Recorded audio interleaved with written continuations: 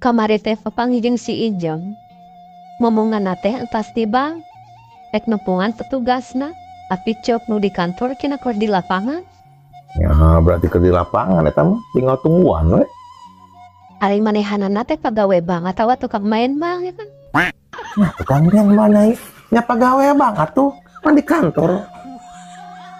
Kan ngomongna keur di lapangan. Lamun keur di lapangan mah berarti tukang main bang. Nih maksud di lapangan teh, kata teh manehna keur di luar nih. Dah teu ngomong di luar, akang ngomong nage keur di lapangan.